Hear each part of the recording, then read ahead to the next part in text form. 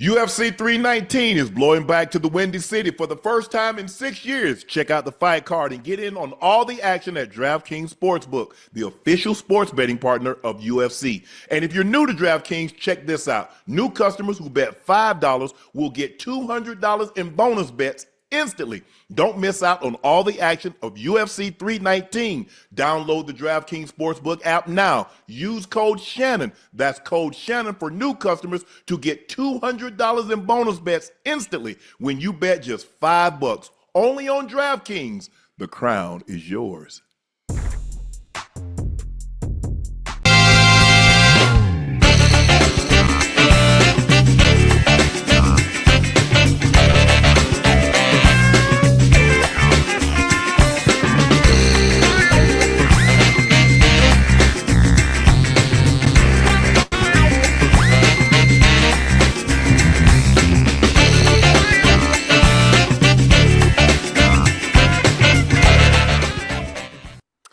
Hello, ladies and gentlemen, and thank you for joining us for another episode of Nightcap. Excuse me, I am your favorite Unc, Shannon Sharpe, my partner and co-host, Liberty City's own, Bengals Ring of Fame honoree, Madden adjuster, the Pro Bowler, the All-Pro. He's Chad Ochocinco Johnson. Please make sure y'all hit that subscribe button. Please make sure you hit the like button. And guys, do us a favor. Go subscribe to the Nightcap podcast feed wherever you get your podcast from. We'd like to thank each and every one of you for your support and your continued support, because thanks to you, Nightcap has been able to get to heights we could have only dreamed of, and especially in a short period of time. So thank you for your support again. My cognac Laportier has a new drop, and this one is very personal to me. I've created a limited edition release to honor my brother Sterling for his induction into the Pro Football Hall of Fame. It's not just a bottle, it's a tribute. It's a celebration of a legacy. And once they're gone, they're gone. So please grab yours while supplies last. The Hall of Fame edition is officially live. Just head over to Laportier.com to grab yours while you still can. Don't miss a chance to own a piece of history and a very, very special moment. Please go follow my media company page on all of its platforms, Shay Media, and my clothing company, 84, with 84 being spelled out. That link is pinned in the chat. We have a very special guest joining us this evening, Pro Bowler from the Cleveland Browns, tight end David Njoku. He's joining us shortly. But first, Ocho, news of the day. Shedeur Sanders could miss Saturday's preseason game with an oblique injury. Shedeur suffered the oblique injury during the throwing drill early in the Browns' joint practice against the Eagles. Ocho, how concerned are you about Shedeur rise to be QB1 if he doesn't play on Saturday? I'm not concerned at all. I'm not concerned at all. For one, he's not going to be quarterback one. We know Joe Flacco is going to be the starting quarterback week one against the Bengals when they do play. So I'm really not worried about that. I really don't have any concern, because now come Saturday when they do play, if I'm not mistaken, Dylan Gabriel, and I'm not sure if Kenny Pickett is playing, now they get an opportunity to show, what they can do. We've seen the small sample size of Shedeur Sanders with the ones for a short period of time, the 2s, the 3s, and the 4s. So we know what he can do. We saw how he played with the lights are on, with the pressure's on, and the bullets are flying for real. We haven't seen what Kenny Pickett could do as a Browns player. We haven't seen what Dylan Gabriel can do. So they deserve their opportunity to play when the lights are on and the game is somewhat meaningful as far as vying for a position on that team. As far as Shedeur goes, he showed what he can do. So him being injured, being able to take the time off and be ready for week 3, whichever preseason game that is, I'm all fine with that. So you think he's shown enough? For me, I don't see how they keep 4 quarterbacks. Somebody's going to have to get released.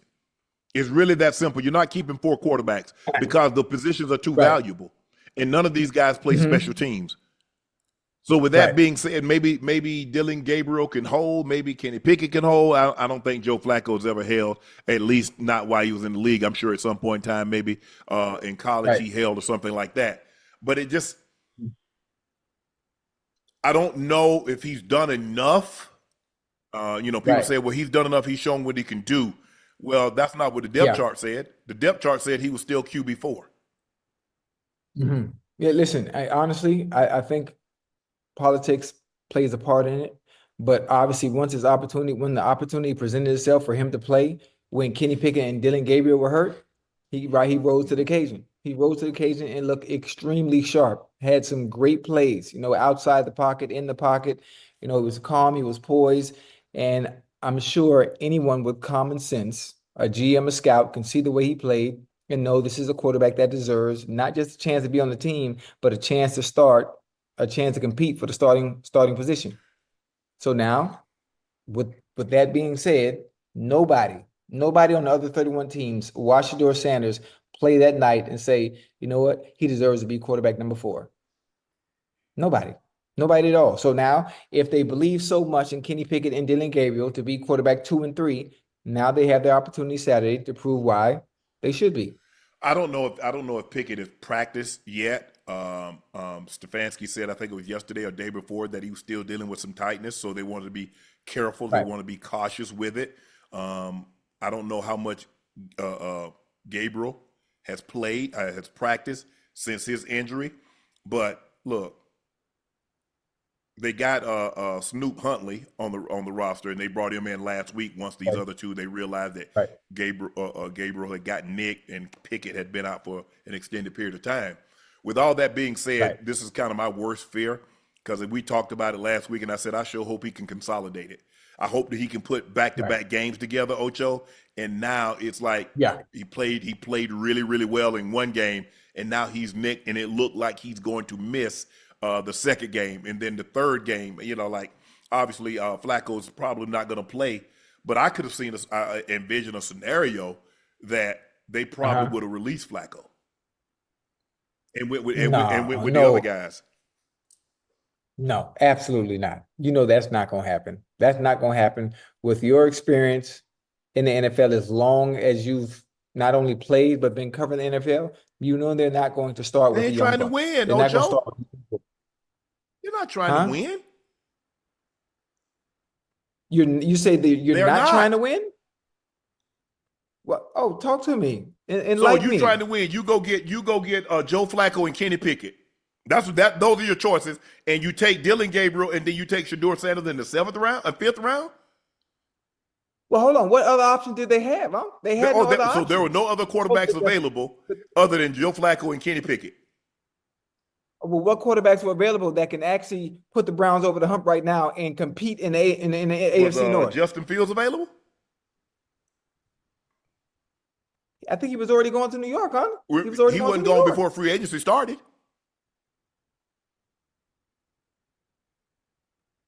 Okay. You knew James. You wasn't gonna bring. Okay, you wasn't gonna bring Jameis back. Okay. So you know that. You don't wait till free agency start. You're starting this. You're looking at free agents, not only others, but your own free agents. And you're getting an idea. You're trying to put this puzzle together. Who we would be interested in, who might be interested in us. Who are we going to try to re-sign? Who are we okay with them moving on? So for me, when you got an 18-year vet, a guy that really hadn't shown you that he could, he'd been at 2 stops, Ocho. Wait a minute. A guy that has shown you when Deshaun Watson got hurt, he came in and went on a 5-6 game winning streak for them until the bottom fell out. So you know what you're getting with Joe Flacco, right? So you know the bottom's going to fall out, right? At some point, and that's where your number 2 comes in play. Thing, though. That's where your comes in play. And once your number 2 comes in play, you stick with him, and that's who you ride with for the foreseeable future. But there are things that even though Joe Flacco is playing well, he turns the ball over a lot. He turns the ball over a lot, picks and fumbles, and that's what bites him. Pickett, I was never sold on Kenny Pickett. Right. Pittsburgh wasn't sold on Kenny Pickett. Didn't he go to? He went to Philly last year. Where was he last year? Philly. He wasn't Philly. I think it was the backup, not the back, maybe 3rd string. I'm not sure. Or who was the second? McKee is the second now.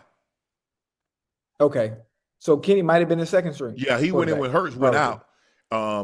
But McKee, obviously, they felt very comfortable keeping McKee, and he looked well in the duty and the role that he came in on Sunday last week. He looked really, really well. It's just hard for me to see a scenario, Ocho, is that they keep 4 quarterbacks and 2 rookies. Now you run the risk of, like, if you release one of the rookies, somebody else sign them. Now, probably they're only going to sign if you sign them Right. to your active roster. Because, I mean, why would you want to Mm-hmm. go and try to learn a new system when you spent OTAs, you spent mini camps, you spent training camp learning this system? Why go somewhere else, Right. start behind, unless they're going to put you on the active roster? Now, if they're going to put you on the 53-man active roster, well, I totally understand because there's a substantial difference in pay. But Mm-hmm. unless they're willing to do that, it doesn't make much sense for me for you to go to one practice squad to the other practice squad. Or if they release you, now it's, you get to, I guess you get to decide, well, we really would like to sign you back. Do you go back with a system that you're familiar with, Ocho? Or do you move on and try Right. to learn a new system and say, well, I think over there might be better situated for me, or I might be better suited Right. to be in that situation over there as opposed to currently here? Mm-hmm. What's your take? What do you think about that? Ah, I can see how it plays out. I'm telling you, I can see it. I can see it. Listen, I'm not in the Browns organization. I'm not there in the locker room. I'm not there on the practice field. But from what I know about the game, from the outside looking in, and just being around the game in general, I know exactly how it's going to play out. Based on what Shedeur did in the first preseason game, to be able to come out and do that with the limited amount of snaps that he was able to play. Joe Flacco was back, and they brought him back simply because he knows the offense, he knows the system, and we know what we get from him if he's in there. At some point, things are going to go disarray. The bottom's going to fall out at some point. Who's going to be our number 2 quarterback that's going to be able to step up and take things on from that point for the foreseeable future for our franchise? Jalen Hurts gave Shedeur Sanders a ride on the golf cart after Sanders injured his oblique during practice. He spoke on his conversation with Shedeur, saying, he came to me and wanted to talk. I'm always there of giving my perspective on what I see and how I've gone about things. I'm supporting him from where I am and wish him nothing but the best. Mm. And I get it. I mean, Jalen, I mean, the maturity that he displays, you would think the guy's been in the league 10, 12 years, and he's only been in the league, about 6 years himself. But the way he goes about his business, the way he handles his business, the way his perspective on a lot of things. He doesn't get too high. Right. He doesn't get too low. He's very even keel. Guys rally around him. He comes off as very authentic. I believe he's very authentic. Heard Lane Johnson talking about him. He's the same day one as he is right now. He's just gotten more efficient and better at what he's doing, but he's still the same guy. Nothing about him has changed or deviated from when he walked into this locker room as the second-round draft pick. And that's what you can appreciate. Circumstances has not changed this young man. Super Bowl MVP, this, that, the talk. Philly is a very tough place, a very tough town to play in. But he doesn't let that bother him. Everybody can't play in places like Philly. It'll crush a lot of people. But he's built for it. He has very thick skin. He has very small ears, so he doesn't hear the noise. And stuff that people would normally say or that would be impactful to a player, it bounces off him. Right. So that's what makes him really, really good at what he does. Because the same thing with Eli is that they try to beat him up in New York. He's like, I don't even hear the A. Eli was like, damn, Eli, you alive? Yeah, I'm alive. I just don't hear y'all bullshit. What y'all saying is dead to me. I'm alive and well. It's just what you're saying is dead to me. But I like the fact it's like, look, all I can do is offer my perspective from where I am. I'm the starting quarterback of Philly. I hear what you guys hear. I got an opportunity to hear his perspective because he's actually in it. And I'm saying, and maybe he shared when I was in a situation when I got here, they had just given a guy one of the second richest contracts in NFL history. But I was undeterred. I was like, I'm going to take care of what Jalen can take care of. I can't concern myself with what they just paid him. I can't concern myself that he was on the way to winning the MVP before he got hurt week 13, week 14. That don't have anything to do with me. Let me control what I can control. Let me do what I can do, and then the chips will fall where they may. But when I get my opportunity, That's exactly that's exactly where I was going with it. Now, obviously, Jalen's opportunity didn't come until they were already in season. Well, hell, preseason matters most because right now you're trying to earn a roster spot. They got fourth on the depth chart, not give you the adequate reps that you need, especially with the ones or the twos. Two players get hurt, the opportunity presented itself. When the opportunity presented itself, how did he look? No, he looked good. He How looked did he really well. look? He looked good. Looked very good. Looked really well. He looked really well in command of the offense, in command of the players. He looked like a leader, looked like he's been doing it for 5 or Yes, he 6 looked very years. poised. That's what he looked like. So again, now it's a quarterback competition. His oblique is hurt. Next man up. Now it's Dylan Gabriel's turn. If I'm not mistaken, if Kenny Pickett's not playing, Joe Flacco's not playing the second game. Now Dylan Gabriel gets to play most of the goddamn game until Stu Huntley comes in the fourth quarter, similar to what they did last Friday. True. Now we will see. We will see. Because Kenny Pickett not getting snaps now, but we still know what we got from Kenny Pickett when he was in Philly. We know what we got from Kenny Pickett when he was in Pittsburgh. It's hard to evaluate it when he was in Pittsburgh and Philly because he didn't really get a whole lot of playing time. He was a backup, but we did see a large sample size of him when he was in Pittsburgh. Okay, and listen, no disrespect to him. And in a 3-year span, is all of a sudden now going to be the year that something has changed miraculously? Well, see, the Cleveland thought so because that's why they signed him in free agency. Well, quarterbacks are going to always get opportunities, Unc. You know that. They're going to always get opportunities over and over and over and over, either as a 2, as a 3, or sometimes a 4. Not very many teams carry a fourth quarterback, but it will always get an opportunity. Yeah, man.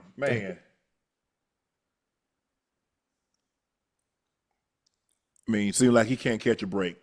I mean, yeah. I mean, do you know how many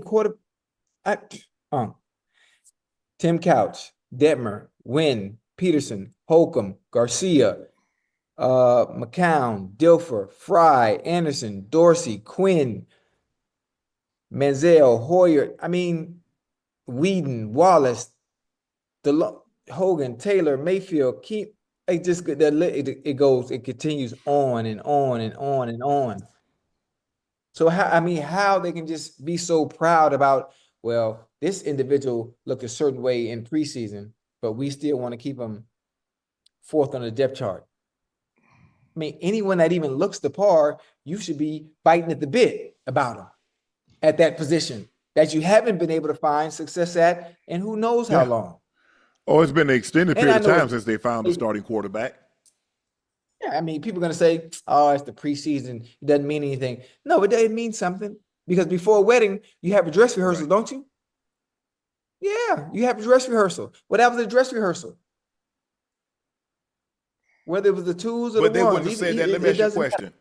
If he went out there, if Shedeur goes out there and throws 3 picks and fumbles the ball, would they have said it doesn't mean anything? Or they would say, see, that's why they took him in the 5th round.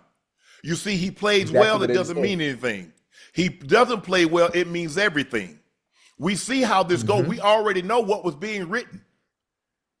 Right. We already know. Right. So he played well, that don't mean anything. He doesn't play well, it's everything. I think for a rookie quarterback, it means a lot because this is his first time getting NFL action. This is the first time that he's going to go against people that's out there trying to, unless you're the number 1, or unless you're a high draft pick. But, you know, Shedeur's out there competing against guys too. They don't want that. Look. Yes. In about 2 weeks,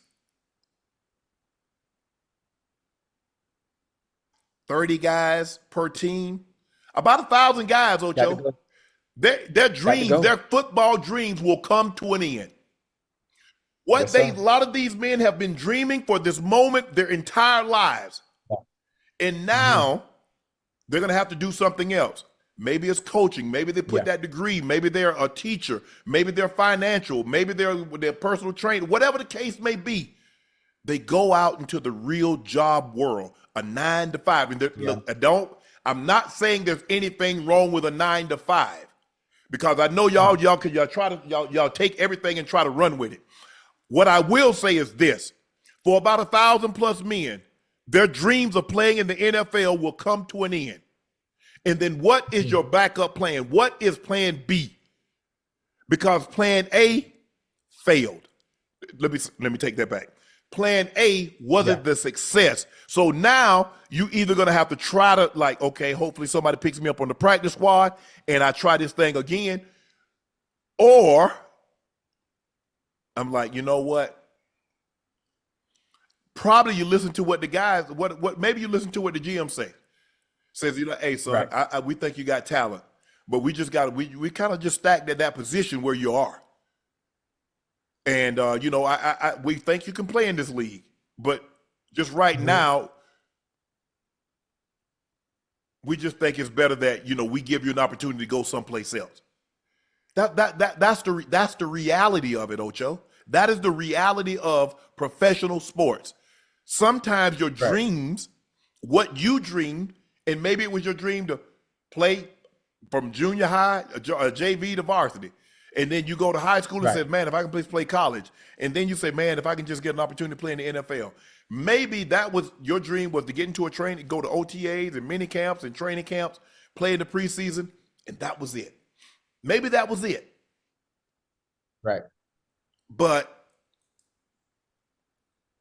some, you know, like I said, it might not happen this year. You might have to have a delayed success where it doesn't happen this year, but it happens next year. And it might be 2 or 3 times, Right. Ocho, but I think, you know, give yourself an opportunity to say, you know what, I'm gonna keep training. Maybe somebody calls me back, put me on the practice squad, and I might be going into a situation where I don't know the plays, but I definitely be going into a situation where I'm in shape, as in shape as I can possibly be, given that I will not have played football in a week, 2 weeks, maybe even a month. That's what you can hope for. Yeah. But that's the reality of professional football. Now, obviously, it's not that many basketball players. I mean, what you look at 30 teams and then 15 players per roster, so you look at 450. They're going to cut double that. Oof. Because you think about Ocho, you got 80 on the roster. Right now, and you got to get down. You got to get down to 53. You got to get down to 53. And you got to bring. But you get by 6, 20. You can get put by 20 on the practice squad. I think 20. so. How many practice squad players do they got? I think it's a high number. This is a high teens, Ocho, 15 to 20. So, that Yeah, changed. it changed. Yeah. Oh, I didn't know that. I had no idea. I had no idea. Okay. 16. Okay. 16. So Okay. you get 16. Okay. Well, if he's an international player, it can be 17. So, Dope. yeah. That's dope. So with that being But, I said, mean, Ocho, like a lot of these, so because at first you had 90, then you get down to you go to camp with 80, and now that's 27. So you releasing 640, 700, yes, with 30 times 20. So think about how many players you're actually releasing. right. Hey, but man, you know the definition of malpractice? Yeah, I know what the malpractice is. Yeah, absolutely. Those that are in positions of power that make the calls at that organization. I think everybody needs to be fired if they don't get it right this time. They do. Because enough is enough. 35 different quarterback positions. And you have to find success in having one for a decade. You haven't had the luck. I do give them an A for effort. They keep trying. But come on now. I mean, Ocho, if somebody would have told you, given what you know, a 26-year-old Deshaun Watson in his absolute apex prime, if somebody would have told you that it wasn't going to work, you wouldn't have believed him. He had just led the league in passing. Yeah. Just led the league in passing. Now, obviously, there are other circumstances, and then he gets injured.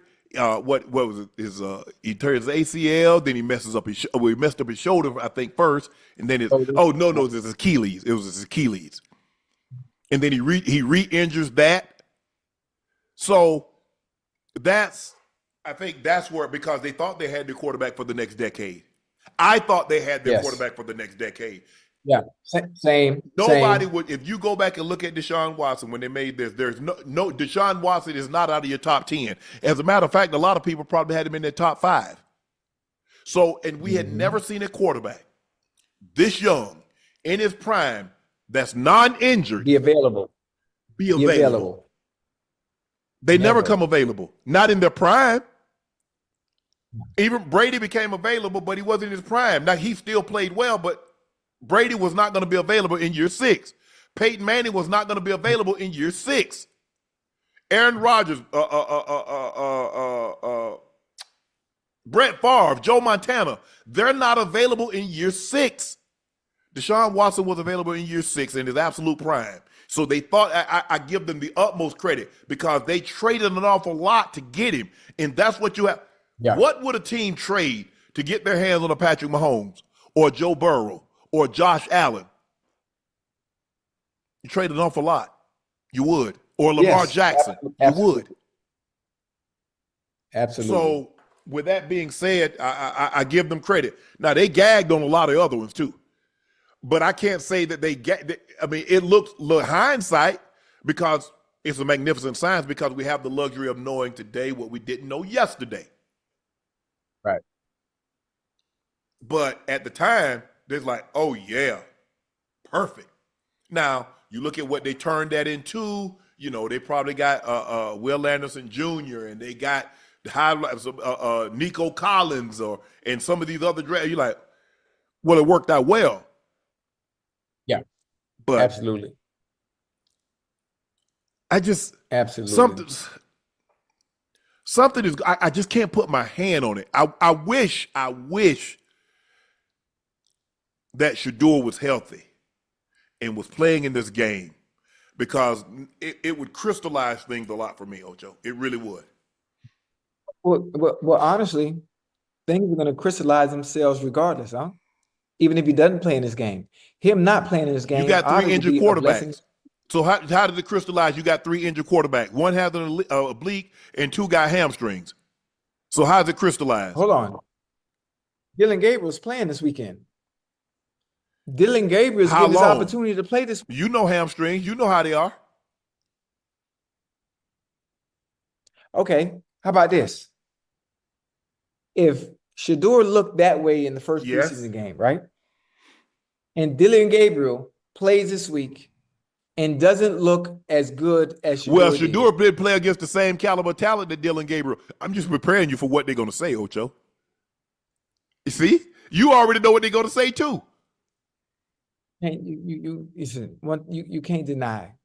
You can't deny. Why would I want to? No matter how much they try to stall the process on what's to be, it's going to be regardless. I agree. Agreed. Regardless. Like they can play the political game all they want. They can play merry-go-round with the quarterback situation all they want. Have them come out and say, this is not the quarterback I wanted. But Andrew Berry, when all is said and done, will look like Einstein. He's gonna look like Einstein. He just is. It is. You can't deny it. I don't disagree with you. I don't. But it's just hard to compete in that division when you got 2 of the best quarterbacks in 2 of the top 4 quarterbacks reside in that division. Now you put them in when you say, okay, give me your top 5 quarterbacks. It's going to be Mahomes, Burrow, Josh Allen, and Lamar Jackson. Those are the 4. Yeah. 2 of the 4 that I mentioned reside in the AFC North. So if you want to win that division and you want to be competitive year in and year out, you're going to have to find a way to beat those 2 quarterbacks. Yeah. And they're going to be there for an extended. None of those quarterbacks are 30. So you got to deal with them for the next 5 to 10. Mm-hmm. And you also have another, and I don't want to discredit him. I know he hadn't looked good the past 2 years, but you don't have, ain't no slouch down there in Pittsburgh either. The only thing, you're not going to have to deal with him for another 5 to 10, but you're right. Yeah. So I just don't, I don't know, Joe. Listen, I'm excited to see how it turns out. I know football is back in 22 days, if I'm not mistaken. I think I got my numbers right. And I want to see who's going to be quarterback number 1 for the Cleveland Browns. I want to see. Man, I know how it's going to play out. I know Joe Flacco is going to be the starter. He's the veteran. He's the veteran. We know what he's done when he was at the helm. He went on a 5-6 game run. It was phenomenal. All looked crazy. I also saw what Shedeur did when he got his opportunity, despite being low on the depth chart. Now we get to see what Dylan Gabriel can do this Saturday. I don't even know who they playing. Who they playing? Philly? Yes. Huh. Okay. Chat, we know we're supposed to have David Njoku. We believe he's kind of falling asleep. And so once we can get him awake, we'll definitely bring him on with you guys. But they had practice day, huh? And we know what time it is. It's 10:30 on the East Coast. Training camp now is different. I mean, because we stayed up till 1, 2, 3 in the morning. But these guys, you know, they get their sleep, and I understand that. But I promise you, if we can get him awake, we'll get him on here for you guys. Raheem Morris seems to be pleased with Kirk Cousins' play. Those surpassed by Michael Penix Jr. on the depth chart. Raheem says he's been really good. You're talking about going through the progressions and actually throwing the ball wherever you need to throw it. Obviously, he has the ability to come out of the pocket a little bit better than this time last year, coming off a significant injury. That's dramatically improved. Like, it improved throughout the season, but I really love where he's at from a communication standpoint with Michael Penix Jr. and from his coaches. Ocho, is there a quarterback controversy brewing? Where? In Atlanta? Come on now. Absolutely not. Absolutely not. Listen, I'm not there to see, but I do see all the plays being made that are posted on social media, on Instagram, on Twitter. Every time I look up at Drake London making a play, well, hell, the same quarterback's throwing the ball every time I see something. When training camp first started, all the plays I see Kyle Pitts and he's talking to the media about the connection between Penix and Kyle Pitts has been different. You know, this season, he's my security blanket. We want to make an effort to get him the ball. So now this is just the second week of training camp. How is this even a story? I have no idea. But we know who quarterback number 1 is. Yes. We definitely know that is. And it's not an issue. It's not an issue at all. He's shown what he can do. When he got in last year, his opportunity is now. There is no issues at that position. Yeah, I mean, obviously he's coming off an Achilles injury, so obviously he's a year removed from the injury. Now, Cousins has never been fleet of foot. Nobody's ever going to confuse him with Lamar Jackson or Josh Allen or Justin Fields, one of these mobile quarterbacks. No. Russ in his prime, nobody's going to confuse him with one of those. But to have a little bit more mobility than what he had last year, because he was already damn slow. Now you coming off an Achilles injury. Where you going? Right. I wouldn't play anything but cover 5. 22 man under. You ain't going nowhere. Where you going? Where is he going? No. Nowhere. Right. But we know what he can do. He can throw it. Now you give him time, he'll pick you apart. Hey, pick you apart like a surgeon. He'll pick you apart. Now hey, listen. He's surgical with that ball. Yes. Man. Yeah, you get no denying from me. Yeah. But they can't go backwards. Once you go up, move on to your young gun. Might as well ride it. They sticking with the you ride it out. You got to say all the positive things. He's good, and hopefully, that's another. Cleveland could have traded for Cousins. Yeah, but see, if Ocho, they something bad, man. I can't find me. If you look hard enough, you can find some. Hey man, ain't no jobs out here. Hold on. Also, what type of job you looking for? You got to remember. Right.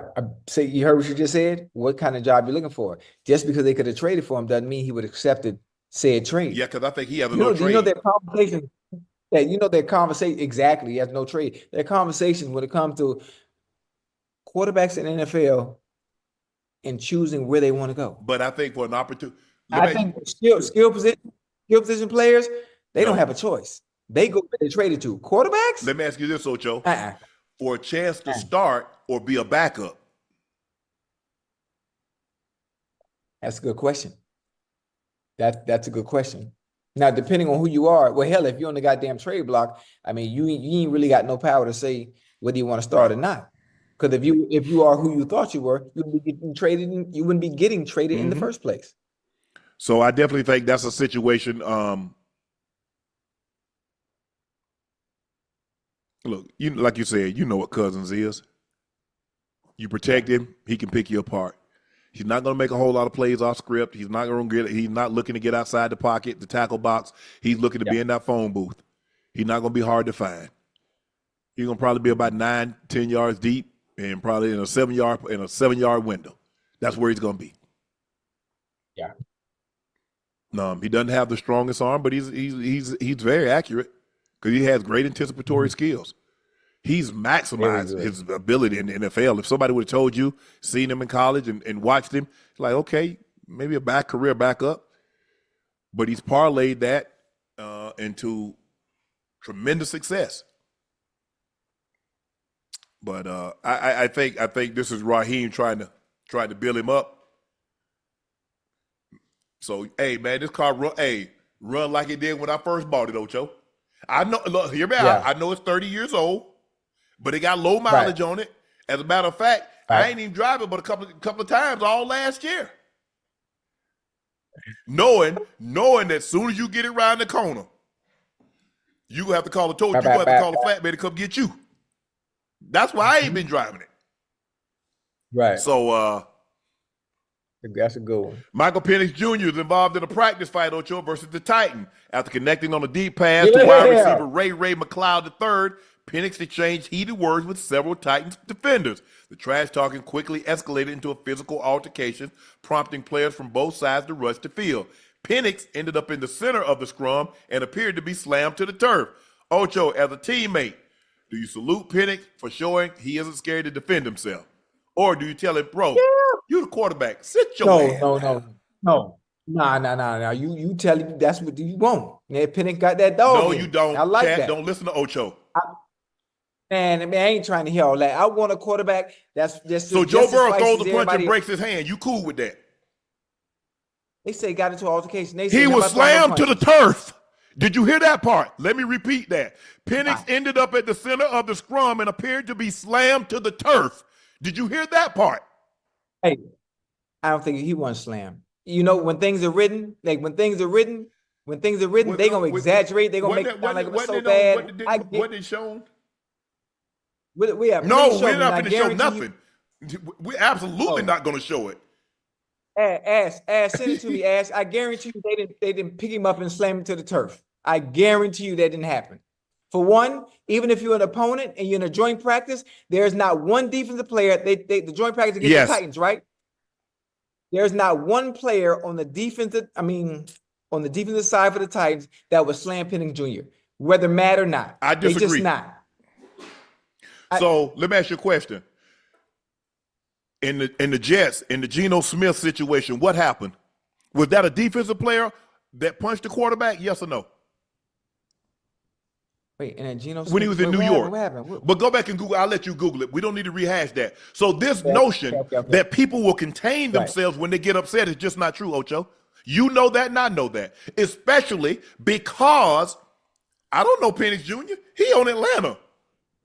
I'm with the Titans. But you're also looking at him. He's not Lamar. He's not one of these top flight quarterbacks. They don't hold him in high regard like that. Even if they don't hold him in high regard because he's not the top 5 quarterbacks in the NFL, defensive players, the ones, I'm sure it's ones-on-ones, they still respect him and not going to try and hurt the quarterback in a joint practice by slamming him. They just not. Even if they're mad. Michael Penix Jr. speaks on the fight, say he threw a deep ball to Ray McLeod and celebrated. I'm from Tampa. I'm from Dade City. We're all about playing. We're all about Yeah. competing at a high level. But when disrespect comes in, it's like, all right, this ain't football no more. They had a lot of words on practice, so I gave them some word. Yeah, because the Tennessee Titan players were talking trash yesterday. Mm-hmm. I saw the clips yesterday with the Tennessee Titan players talking trash, and boom, offensively, Penix and Ray, offensively, collectively as a group, they must have got in there. You know what today? They just a little friendly trash. Oh, Unc, you know I've how them joint never practices. seen no quarterbacks get into it. The quarterbacks moves away. They don't do no talking. Right. Because it's too risky. Yeah. Too risky. I got you. But your quarterback Carson would have done something like that? Yeah, Carson feisty, boy. Man. Carson feisty. But y'all, maybe I just played a different era. The era I played in, quarterbacks didn't get involved in stuff like that. It's too risky. In fact, you know who would do it? 12, the greatest quarterback of all time, would be right in your face. But hold on. Okay, trash. But yeah, I mean I saw it with my own eyes. But I understand what you're saying, but I'm not even there. I'm not even at the joint practice. But did y'all have? I don't know if they had them like that back then when you was playing joint practice. I mean, we had joint practice. Yeah, we had them with the Saints. Me and Mike. Remember Mike McKenzie? Well, me and Mike McKenzie had we had a ball like that, boy. It was there was somebody else we had joint practice with. We had a lot of fights, and it's never fists. It's always just grabbing, and then everybody, it's just like one big scrum. It's funny. And then we go right back to practice. Normally, the quarterback might have said something, and then he tells the offensive lineman, or he tells us, and we deal it. But the last thing you want is a quarterback ending the shoulder, ending a thumb or hand, punching something, or getting punched. Right. Yeah, I definitely it wouldn't get to that. And you know what's funny, especially when it comes to the beat writers and those that are watching, they will exaggerate what happened and what's being said and make it seem like it was so awful. So I take some of the things that they say with a grain of salt, because there's no footage of it. Sometimes I look at the captions. I look at some of the captions to some of the plays that are being made. I'm like, was that even necessary to even say it or word it that way just to get people to click in? Like, come on now. Yeah, I ain't got no problem with the quarterback protecting, but when it comes to like being in the scrum, nah, you let your offensive lineman handle that. Yeah, the scrum, you get out of the way. Because when people they punching whatever they ain't got the same color they got on, they punch it. Oh yeah. So I remember the one the Rams and the Bengals had the joint practice, and Aaron Donald got into it. Took the dude helmet off. Man. You see a bunch of that going on. Yeah, hold on. Matter of fact, if I'm not mistaken, for all the teams that are having a joint practice, it's been a fight on Twitter and social media, on Instagrams, at every joint practice. There's always irritable. It's always a little stuff. Somebody get the best of you, you ain't finna get the best of me. Right. I see Calvin Ridley out there going off. Oh my goodness. Did you see the goddamn clips of Amon-Ra St. Brown against the Dolphins? That's your team. Wait, was that the Dolphins? It ain't looking good for y'all, Ocho. Oh my goodness. Jesus. And so, yeah, and that'd be my only thing. Pick and choose. Look, I ain't got no problem talking. I'm gonna do my talking from over here. Yeah. And I'm gonna keep talking. Yeah, we're gonna bomb y'all ass again. Especially you, because you the worst one. You doing the most talking, and you the worst one. As a matter of fact, I'm not gonna sure you're gonna make it to the next weekend. Oh. And you know why? Most of the time, you know what? Because I'm gonna make sure. Why? Yeah, hey, that's my kind of carrying on. That's all I'm doing, Ocho. That's my kind of carrying on right there. Yeah. Well, at the end of the day, listen, we here to get better. We here to Hey, compete. Trash talking is just a hey, part of the bro, game. you got your CDL license? You gonna need them. Uh, oh, Hey, that's a good one. I'm the last one you want to get, especially in like a joint practice where you like Yeah. everybody can hear everything. The fans can actually hear what I'm saying, Yeah. and then it's just something I'm- about it is just so easy to get open in practice. I don't know what it is, Ocho. It's different. Maybe I'm invisible. I don't know what it was. Maybe I was just like, I'm tired of you just talking. You get on my nerves. Right. So let me put a stop to this. Well, it's only one way to put a stop to it, and that's in between the green grass and them white lines. That's it. I'm cooking. I'm cooking. So just be careful, Penix. Rookie Shemar Stewart hits Joe Burrow at practice, leading to the brawl. Ocho, check out Another the video. stunt. Yeah, I saw that. Looked like he ran a stunt. They ran a TE. Yes, that's stunt. And he got off TT balance. stunt. You see? He's off balance. Oh man, you can't hit the quarterback. Your team, He's teammate, no, you can't hit the quarterback. You hit the quarterback, oh, they gonna get you. Okay. If anything, most of the time, as a rookie, as he gets better, he understands just to go on He by. couldn't because he was off balance. Just to go on by.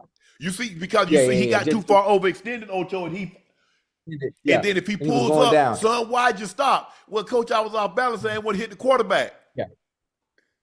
I think coaches understand, especially in that scenario, especially going against the ones. Look, he's off balance right there. And Joe is already playing, so Joe can't even react to it. And that's the worst because Joe is playing it. Yeah. Boy, oh, I know they gave him 100 headaches. Yeah. Yeah, if you want to start a ball in practice, hit the quarterback. Right. Now we talk about the quarterback. Yes. Yeah. Hit the quarterback. But all you gotta do is just run on by. Matter of fact, duck and run on by so we can continue with the throw so his hand doesn't hit your helmet. Oh yeah. They don't want go to the side. Cause boy, he thought, boy. Yeah. You don't want that. You don't want the Ted Karras said after practice that Shemar running into Joe Burrow on a pass rush sparked a response from the O-line. Come on, man. That's all our hopes and dreams right here. But we've got to be better too. That's on us. Yeah. Oh, the quarterback. Oh yeah, you can't hit that guy. You can't. Look, I like what Karras said. A practice with your guys is going every time you touch the quarterback, it's gonna happen. But I like what the lineman said. That's on us. Listen, if it's a stunt, you already know. If they pass it off, they pass it off. Right. Pick up the next man. Because if that's a game situation, hell. But see, the thing is, Burrow, know what, Ocho? It's a lot easier when you can study it and know that's a possibility. See, when you're going against your own guys, they set you up perfect. You're like, oh man, he went, and next thing you know, that guy is up on you before you know it. So if you're not careful, if you do too much like this here, them shoulders turn. Yeah. It's a wrap. It's a wrap. So you got to stay as square as you possibly can. Shove that guy onto the tackle, and once you see him disappear, somebody got to be coming. Yeah. Somebody coming. Hey, guy cross your face. You think he just go? Somebody coming around. They got to, because he disappeared. He leaving a gap. They're not gonna leave a gap vacated. But like I said, he a rookie, bro. This ain't college. If you hit the quarterback, everything hunky dory. They tear your ass up. they go get you. I don't know how they did it at your school, Ocho. But in the NFL, if you hit the quarterback, they get you. Yeah. Listen, it's gonna be a fight every time.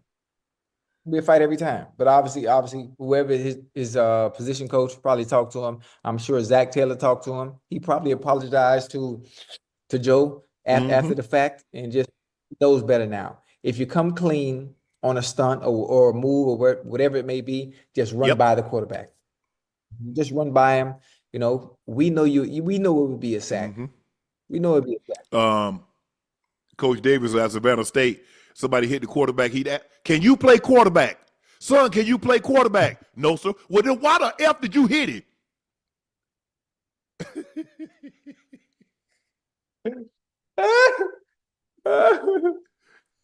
Oh man, that's How you funny. play defensive lineman and all of a sudden you was a quarterback? I mean, I guess you could have transitioned. Normally, quarterbacks transition on the offensive side, maybe to a corner. They don't really transition to D lineman, Ocho. Cowboys owner Jerry Jones has irked his fan base after admitting his team is a soap opera 365 days a year. Jones made the comments during a red carpet interview before the premiere of Netflix America's Team, The Gambler, and his Cowboys documentary. The Cowboys are a soap opera 365 days a year. When it gets slow, I stir it up. And so it's wonderful to have great athletes, to have great players, but there is something more there. There's sizzle, there's emotion, and if you will, there's controversy. That controversy is good stuff in terms of keeping and having people's attention. Ta-da! Well, we've been saying that for the longest, huh? Well, he ain't saying nothing about winning. Where you got winning in there, at, George? I thought winning is something you did 365. He's not focused on that. He's not. Okay. He's not focused on that. The most profitable franchise in all the sports. Not worried about winning. In all the sports. We're worried about lining in pockets. That's it. And the product is going to sell itself. The fact that he doesn't even have to say anything, because the product is going to sell itself. The fact that he does say something, it makes it even worse. The Dallas Cowboys is no different than Blue Magic. They're no different than Blue Magic. You saw American Gangster. Those in the chat, you know what I'm talking about. Blue Magic sells itself. You don't have to take the product and cut it up, do any talking, do anything extra. Ocho. It's the Dallas Cowboys. Ocho, if I told you, name me, if I'm gonna remove the top 5, and I'm gonna say, I'm gonna remove the top 10. Name 10 through 20 of the richest people in the world. You couldn't. You see, if Jerry didn't say anything, nobody would know who he is. And he wants you to know who he is. It's not good enough that he owns the most valuable, the most lucrative, the most profitable franchise in sports. That's not enough. He wants to be the face. Like Patrick Mahomes is the face of the Chiefs. Joe Burrow is the face. Lamar is the face. Jerry doesn't want that. Jerry wants to be the face.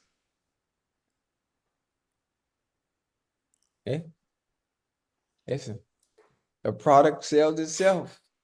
The fact that he just adds to it, it just heightens everything. But man, Jerry Jones is Nicky Barnes, man. He don't care. Ocho. Cam Heyward is open to sitting out regular season games in search of a raise. Cam Heyward, who's the 22nd highest paid DT, said he's looking to be valued. It's hard for me after the year I had to really justify playing at that number I'm playing at. Heyward said the team asked him to take a pay cut last summer. They ironed out a reworked deal instead that runs through 2026.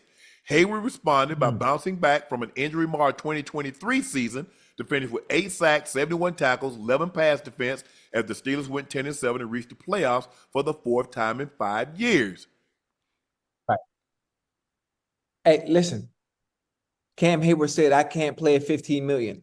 Now, those that are on the outside watching, fans, NFL fans, the first thing they're going to say, oh, my goodness, you can't play on $15 million. They don't see it from that perspective of actually being an athlete, being an all-pro player, and being a D tackle that I'm not sure when it comes to D tackles where he's ranked when it comes to tackles in the NFL right now as far as where he should be slated at.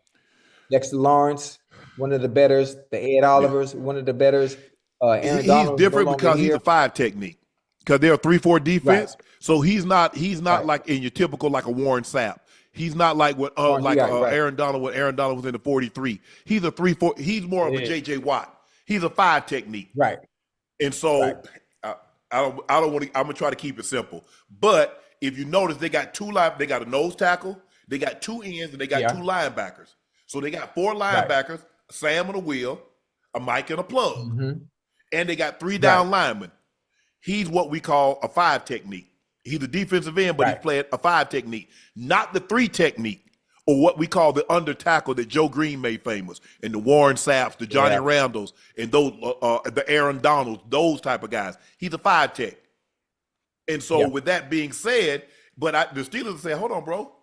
We just redid your contract last year. Yeah, but they asked him to take a pay cut. I'm assuming because of his injury, and his play might have been down. So is it warranted that he gets a raise after making all-pro? He should have just signed a 1-year deal. I agree with you, Ocho. Look, I'm just from a Steelers perspective. Okay, yes, sir. Ocho. You come in there, you're like, oh, hey, bro, man, I need such and such. Well, Ocho, you didn't have the best year now. Okay. So what you thinking? Well, how about this? We're gonna do this. We'll give you 29, we'll give you 29 million for the next 2 years. Okay. Well, that's the risk that you run, because what he didn't expect was for the defensive market to explode like it has. So now what looked like a really good deal is like chicken feed to him. So now you get Myles Garrett. You got his teammate making 41 million. Myles Garrett making 40. You got Nick Bosa. You got Max Crosby. You got Danielle Hunter. You got Michael Parsons. You got all these guys, and he's like, hold on. Yeah, but he can't compare. He can't compare himself because he played. To the linebackers. He has to compare himself to the D tackles that play the 5 technique or other. He looking at D, but even the D tackles. Christian Wilkins was making 24 million. Look at Dexter Lawrence. Give me the top 5 highest paid D tackles. And I'm curious. Because I'm not Jeffrey Simmons got to be up there too. Over there in Tennessee. Yeah, Simmons, Lawrence, Christian Wilkins was making 24.5 million. Right. Did he get picked up? No. Yet? Okay. I'm trying to think who else. D tackles. Oh, Vita Vea got to be top 5 paid as well. You see it too? But him being at 22, that's tough. Ashley's saying it to me. Yeah, I agree with you, Ocho. Is that you looking at guys? I mean, at defensive players, you got D tackles. Okay, where's the D tackles market? The D tackle market is in the mid-20s. He's like, bro, I'm at 14.5, 15. So what would make it happen? What would make him happy, you think? Maybe 18? Okay. Because Chris Jones is the highest paid at 31,750. Matabikwe from the Ravens is at 24.5. Alam McNeil from Detroit, 24,250. Derek Brown, Carolina, 24. Quinny Williams, 24. Jeffrey Simmons, I don't know why I call him keep coming. Simmons is 23.5. DeForest Buckner, Colts, 23. Deron Payne, Washington, 22.5. Dexter Lawrence, 21,875. Kenny Clark, 21. I got something for you right here, I'm gonna tell you how the Rooney's thinking. I'm gonna tell you what Tomlin's thinking. How old is Cam Heyward? Cam came in 2011, so he at least 36 at the bare minimum. They not doing it. They not doing it. He's 36. Everybody you just named, are they even 30 yet? Jones is. Chris Jones is the best D tackle in the NFL. Chris Jones just turned. He's 31, but I don't think Matabikwe. I don't think McNeil. Quinny. I don't think Quinny is Quinny 30. He might be. Unc, 36. Come on now. Quentin Williams, 27? Damn. Listen, Quinn, you remember Quentin Williams when he on draft night when he Yeah. sneezed and he said he blessed Yeah. himself? Hey, but 36, It's gonna be I mean, hard. listen, they can I see Ocho. It's gonna be hard for them to put him in that situation, and because he's like, okay, 15. Can you get me to 20? okay, what? 20. Maybe you know what we can do? We can give you something to sign a bonus. We'll take some of the money on the back end and bring it on the front end and put it into a signing bonus so it doesn't affect But guess the cap. what? But guess Boom, what that problem does? solved. That takes Problem money solved. off next year's cap. That takes money off next year's base salary. And now Hey. that 15 is 10. Yeah. Hey, I'm just trying to find a way. I know it's going to be very difficult, but knowing him and him saying he's going to stand his ground and not play, that's going to be tough because now you're going into a season where you're trying to compete in the division. You have Aaron Rodgers, and the defense is stacked with all the people that you just added. Your identity now, I'm not calling you the goddamn steel curtain, but with the team, with the players you have on paper, you should be very good and be able to compete week in and week out, especially in the AFC North and against other teams that you do play. I agree. And you are a intricate part of that defense. He's the captain. Where it matters most. You're one of the captains of the defense. Damn, man, that's tough. That's tough for the Steelers. Ocho, That's remember tough. the other night we talked about Dalvin Cook, and I say his value is somewhere between 11 and 13? Hey, I said 13.5. So where do you 12. fall at? What? James Cook. Yeah. 12? 12. 4 years, 48. Okay. I say the max they'd probably be is 4 years, 52, but I can see, 11 to 13. He's going to fall somewhere Right. 11, 13. I say he got that 15, he ain't breaking that barrier. Right. He got 30 million Yeah. guaranteed. He's gonna be all right. You're gonna see that Yeah. 30 every dollar. So he's gonna be all right. But hey, he's like, nah, y'all not finna get me. Y'all finna give me something. I ain't finna play on this contract. Cam Ward believes he has a top 5 receiver core in the NFL right now. Ocho, do you believe that the Titans have a top 5 receiving core? Top 5. Wait Eagles. a minute. Let's go through Yep. Eagles, Bucks. Bucks, Lions. I'm throwing the Packers in there. Lions, Packers. Vikes. I said Okay, Vikings you said already, Vikings I think, already? didn't I? Now, when Terry McLaurin comes back, him and Debo, even though they haven't played together, we know what they can do. They've shown enough over the years. What about the Rams? I mean, with Puka Nacua and Devontae? oh my goodness, the Rams, Puka Nacua and Devontae Adams. Obviously, we know what Devontae What about Adams will do. Dolphins? But listen, Tyreek and Waddle. What about the Bears? Adunze, DJ Yeah, Moore, and Burton. Burton. You know, hold on. We know what Tyler Lockett could do. We know what Calvin Ridley is, that boy. Do they have a top 5 receiving core? I wouldn't say top 5. That's all we want to hear you I say. wouldn't say top 5. Yeah. Hey, they have a very, very good receiver in Calvin Ridley, though. PFF has them as the 3rd worst receiving core. For real? Well, listen, look. Browns. Based on Browns all the are the teams that we worst, just then the Patriots, and then they got the Titans. I see. That's tough, boy. I just That's know they tough. wasn't top 5. Yeah, you got to believe they're not top 5, but you have to say that.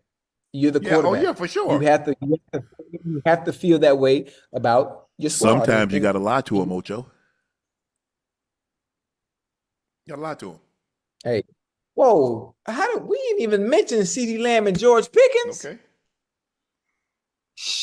man, we didn't, but you did. So there you go. You got to feel that way, though. Yeah, for sure. If you don't believe that about your team, who will? Right. Hey, who's the number 3 over there in Tennessee? Now you got me thinking. I don't know. Tyler Lockett, Calvin Ridley. Who's the number 3? Chad, who's the number 3? Somebody tell me who's the number 3 in Number 3, the number 3rd wide receiver. Van Jefferson. Okay. Van Solid. Van was with the Rams. Yes. And with Pittsburgh. What he with Yeah, Pittsburgh? okay. Where was he last year?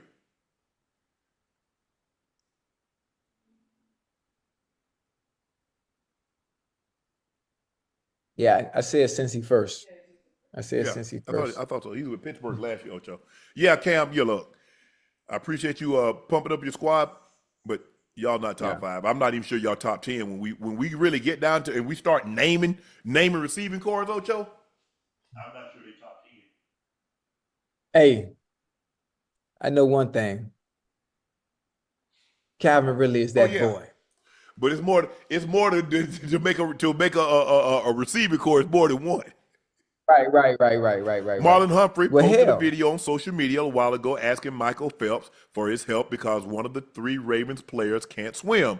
So Phelps attended Ravens training camp with Ray Lewis and taught the team how to swim. We often overlook that many of these athletes grew up in inner city communities with little to no access to pool or swimming lessons. Ocho, can you swim? And do we need to call Michael Phelps for you?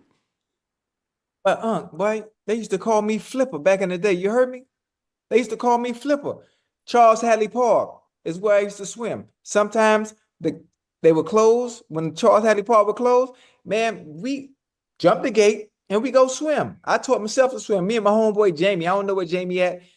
Jamie, if you see this from back in the day, I think Jamie stayed right off 45th, not too far from me. Boy, they had a diving board, everything, right next to Alapata Elementary. Well, I could swim. Yeah, they had a pool at Reedsville State Park, and it was 50 cents to get in. Did y'all have to pay to get into the pool? 50 cents. It was a quarter for us. God, y'all expensive. Yeah, I think it was 50 cents. Yeah. Hey, let me It tell might you have been a something quarter, really Ocho, and then the paddle boat might have been 50 cents because you can take the paddle boat out on the lake. Right. Man, that's been so long ago. Okay, Ocho. okay. Got me lying up here. Hey, Unc, let me tell you what was so fun about being on Hadley Park, right? You can play basketball. They had karate class in the back. They had the tennis course. They had the handball course, right? And then the pool sit on the front street, right off is that 12th Avenue? 12th or 10th Avenue. I'm so confused. But going swimming, right?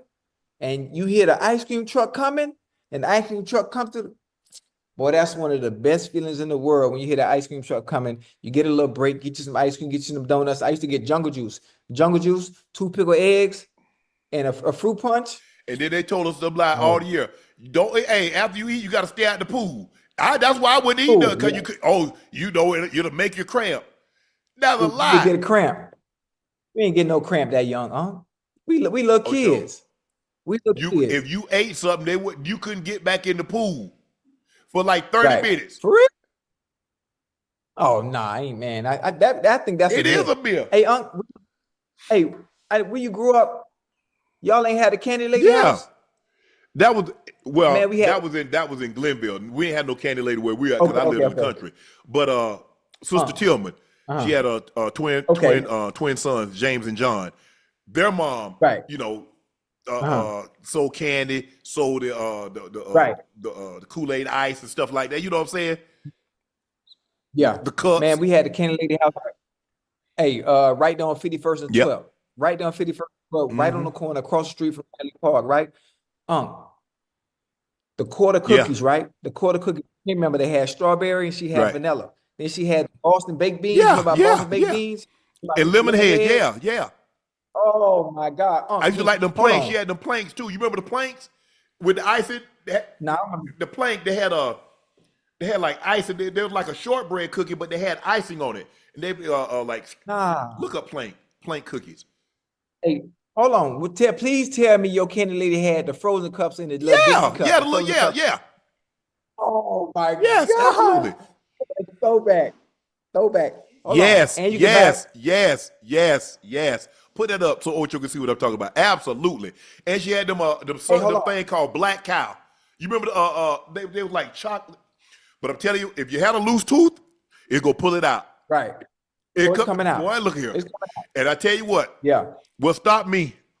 Mary Jane Man, I'll never forget this, Ocho. I was sitting in this had to be like 1993. Yeah. And Billy Thompson, who's the player, used to be a community guy. Man, he had a Mary Jane's. I went in there and got him because I'm about to go to meet Ocho. And you know, I'm sitting there, we watching film. Right. I'm chewing, but I run my tongue like where my teeth supposed to be. Right. Ah. I'm like, I don't feel no teeth. They're right there, Ocho. You Okay. But I still, Okay. hey, man, I need the planks. Okay. I need the planks, man. Woo, woo. Hey, hold on. You know what else What they it- used to do? I think the candy lady used to buy it in Yes. bulk. Hold on. The Lorna Doone. Yeah, You know man, about the Lorna yes. Doone Yeah. cookie?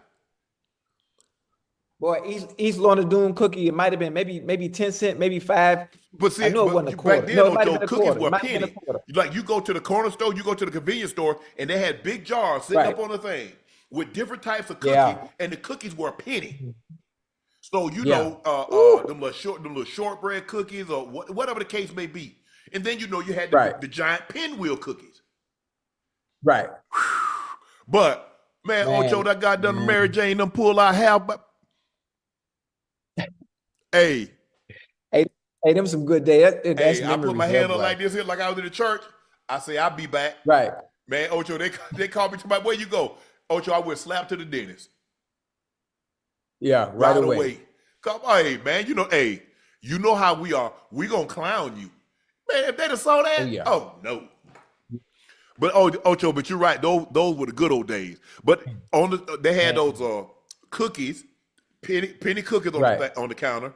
They had those pickled eggs, like you talked about, on the counter, and they Oh, had pig feet. You remember they had the pig feet with the tongues, and you had that we had wax a pig paper. feet too. Yes, Yeah.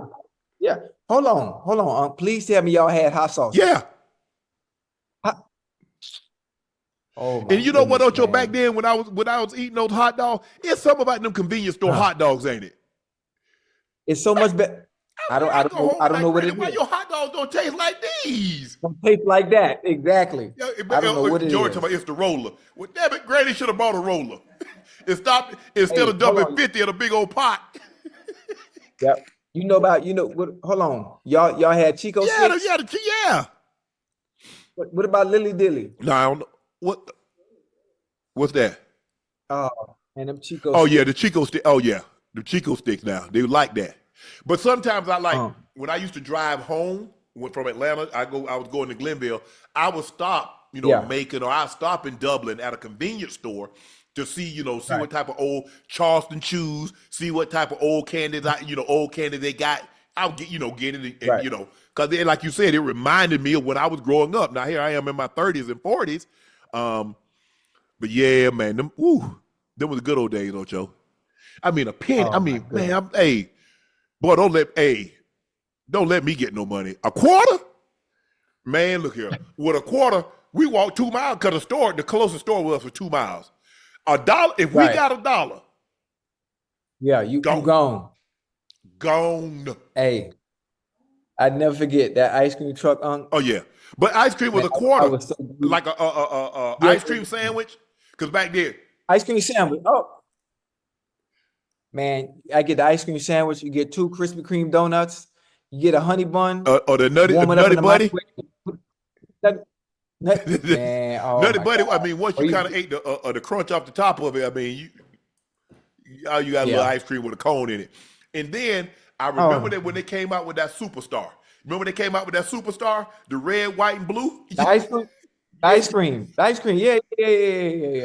But it was a day, remember man. that. It was a day. Hey, boy, I couldn't wait for PE because that was the only time you get ice cream. You get PE. You go before you go out. Hey, quarter. You go get your ice cream. Once a week. We got a granny would give us a quarter, give me a spank a quarter something, or I don't know what happened. Sometimes quarters just followed me out of granny's room. I mean, quarters had legs. Ocho, them quarters had legs. I don't know how they just walk up and jump in my pocket.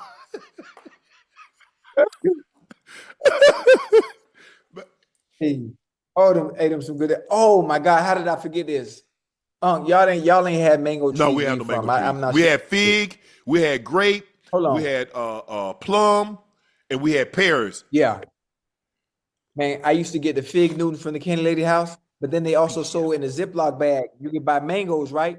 With the salt and vinegar already on Yeah. the mangoes. Oh Yeah, my we had goodness. and we had huckleberries. You know, obviously we had blueberries. Um, but those, man, look here, man, those, woo, man, I don't really eat pears like that anymore because I ate so much of them. Yeah, And you talk about to tear your right. stomach up. Pears. Yeah, I like pear. I like pears and plums. Pears and plums were Oh yeah, yeah, no. yeah, yeah, yeah, yeah. Yeah, hey man, I had a procedure a couple of months ago, Ocho, and you know they give you the Yeah, anesthesia. You know you be backed up. I said, Shelly, right. go get me some chocolate milk and give me 2 apples. I ain't That's want it? Ocho. Guess what? I ain't really want nothing but the peel. Uh-huh. I ain't need nothing but the peel. And took that chocolate milk. Right. About Yeah. 30 minutes. Oh, you was clean. Clean you What? right out? Like a 57 So Chevy. you can't You like, hey, with the car burn clean and that number of water be coming out the right. exhaust? Yeah. So you can't drink coffee or nothing no. like that. What? Boy, if I drink, look here, Ooh-wee. I can drink it if I'm sitting on the toilet. Because they're going to go straight Right. through me. I don't fool with no coffee, Yeah, man. Wait, I don't really, I what don't even, like I said, like that warm tea. Like I used to drink that Right. warm tea.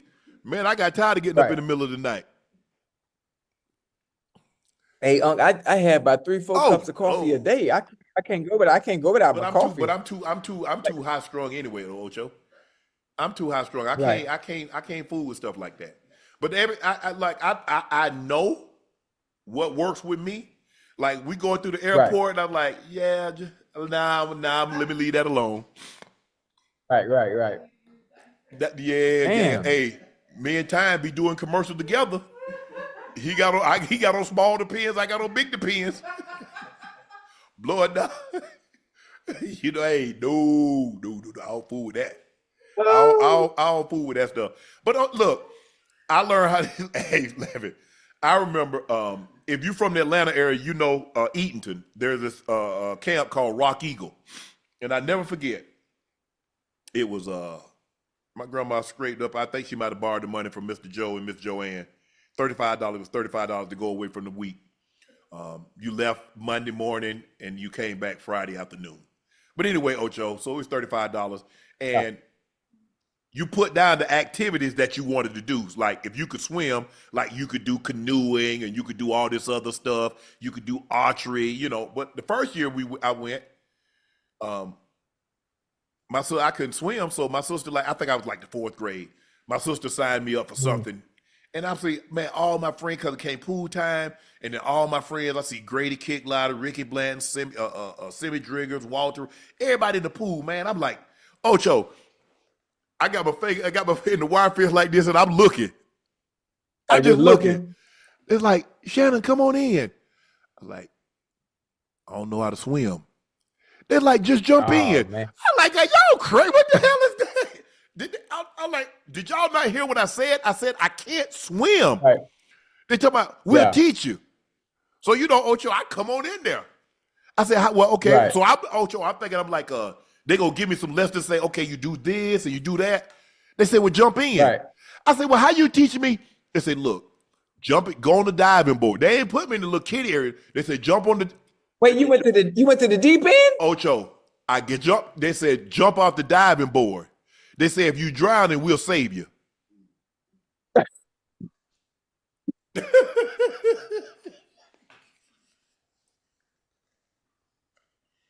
Ocho, my dumb ass. Bloop.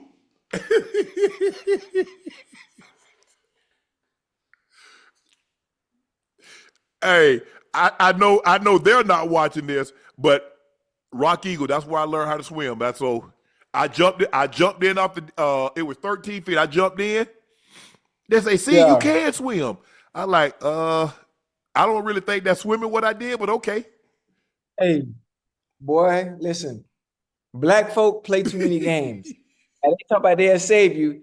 It'd be just somebody luck. You jump in there and they sitting there laughing and kikiing and Yeah, ha-haing, and you mess yeah. around and drown. Boy, I don't play them. Hey, Boy. we had. I mean, for the most part, this small Glenville ain't that big. Most of the guys we're in the Right. same. We're in the same home room, so we're in the same class. I've been knowing them Right. since I went to kindergarten. You say kindergarten. We say kindergarten. Right. But I've been knowing about Ocho. I went up there, jumped off, and been swimming. Been Uh, learned. Basically, taught myself. I can't swim like Michael oh Phelps, man. but I can save myself. Yeah. But man, those were the days, Ocho. Man, the things that like I be thinking about it, man. I be talking to my brothers. I said, man, you remember that? You remember we did? Mm-hmm. But hey, don't y'all go down there and go swimming in the clay hole. What we do? Go right down there, go swimming in the clay hole. No. I said, boy, just that look. If something would have happened to us, Papa would have killed all the rest of us. Yeah. Because I would have had to been the one, because I was the youngest, Ocho. So I would have been the one that they pushed up to tell Papa what happened. Mm-hmm. Because obviously, I'm the youngest by 2 years. So it's me, then it's Lanny, then it's my brother, then it was Eugene, rest his soul, and then it was Arnell. My sister's the oldest on my mom's side of the grandkids. My sister's the oldest. Right. She 8 years older than me. Arnell was 7 years older than me. Eugene was 6 years older than me. Spanky's 3 years older than me. Lanny's 2 years older than me. Those are the boys. Right. And then we had Robbie and Bernard, who was our second cousin. That's Granny, my grandma. Mm-hmm. That's her sister's son, kids. Animate, rest her soul. So Robbie is 6 years younger than me, older than me, and Bernard is 4 years older than me. So I'm the youngest, way young. And my grandfather died. I was 8. So you know what I'm saying. So obviously they teenagers. So anytime they wanted something, hey, go ask Papa, or they would say, go ask Uncle Barney. Well, Ocho, I go ask, but it gonna cost you something. I just can't go ask. Right. What y'all got? Man, my brother told a story. Ocho, you hear him tell the story? Mm-hmm. Man, he cut me. He cut me on my leg. It's a little ashy. I don't want y'all to see this. But he cut me on my leg, Ocho. But what I didn't tell y'all, I didn't tell y'all the full story. And I apologize. He cut me on the leg. I put on 2 pair of jeans and a pair of shorts. He was sharpening his knife. A wet rock. I know you don't know what that is, but that's how you sharpen things. In the country, we call it a wet rock. And we put 3-in-1 oil on it, or we put something to get it, and we sharpen the knife. Right. And he's like, man, he ran his finger across. He said, I think it's sharp. I said, I don't know, Spank. I don't think it's that sharp. He said, yes, Shannon, it's really sharp. So, man, that joker hit me with that blade, Ocho. Yeah. Ooh. But it started burning. It started tingling. I said, ooh. Ocho, you got me. So I look back there, I said, it's bleeding. I said, uh-oh. Ocho, I said, uh-oh. I'm going to tell Papa. Ocho. So I tell him. Yeah. He's like, I said, man, look here, man. How much money you got? So he had like, hold on, Ocho. I gotta tell you, I gotta tell the whole story. I said, how much money you got? Ocho, he had like 3 silver dollars. He had like a $2 bill. So he ended up giving me like $5. So I got the $5 and I was thinking, I got to cut you back.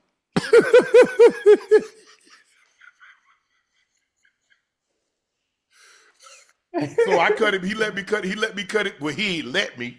Or I would go get the $5. I get the money and tell Papa anyway. I cut him across his wrist. Right here. He still got the scar. Oh, that's funny.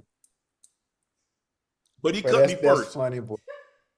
And then Ocho, well, look here. We were. Ooh. I don't know how we became so close. Cause boy, we tried to kill each other, Ocho. Man, that joker. Hey, Yeah, that joker growing up, made me mad one day, growing Ocho. up. No, you don't know about the country, but if you from the country, or you from the South, or you from Texas or somewhere, you know what a pickfork is, right? It's what we pick it to Oh do yeah, yeah, hay. yeah. I know about the Yeah, pickfork. Yeah, for the hay. Ocho. That joker made me mad. I stuck the pickfork in Yeah, his leg, right? Ocho, I stuck it in his leg yeah. and I froze. You know what that joker did? Pull it What? out and stuck it in my leg. I don't know why I froze, Ocho. If I could have just took off running, he couldn't have got me. But I froze. Cause I think I was like, damn, I did that. Wait, you ain't stick him hard though, Oh, it huh? went in. Yeah. Oh yeah, it went in.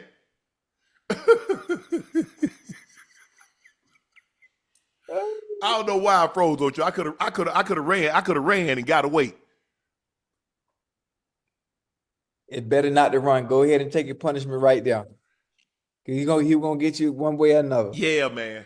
But Ocho, that's you ever funny, play, that boy. man? We used to play like who could hit the softest. I fall for I fell for this thing like 4 times before I caught on. Yeah, So Ocho, like, okay, we're gonna punch in the arm and see who can hit the softest. So he said, you go right. first. So I was like, Ocho, then he was like, I was like, Ocho, by the third time, that joke go, bah, I lost. I said, what the? Ocho told me like 3 or 4 times before I was like, hold on. Bro, you ain't trying Yeah, to win. right, Oh, we do, hey, man, look here. That joke used to beat me down, Ocho. He ain't let nobody else pick on me. But man, right.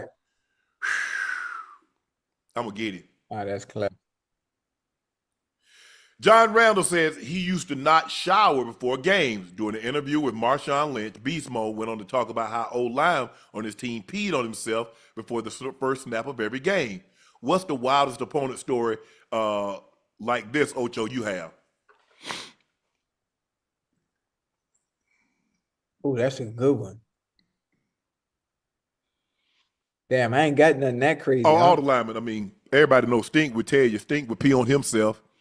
You know what I hate, Ocho? Them linemen, they make themselves throw up. Uh-huh. And it's a gag reflex. You hear that in the bathroom, you hear, Right. Right, right, right, right, like, right, right. come on, man, damn. Yeah, I'm trying to think because I'm sure obviously the lineman did some crazy stuff We back had a then. guy on our I team, just Ocho, I wasn't named there. Darren Drozdoff. Rest his soul. He ended up became a professional wrestler and ended up breaking his neck, Uh-huh. paralyzed himself, and he ended up passing Ah, away. Ocho, he could throw up on command. You could be standing there talking to him just like you and I having a conversation. You be like, right, drop right. dog, throw up.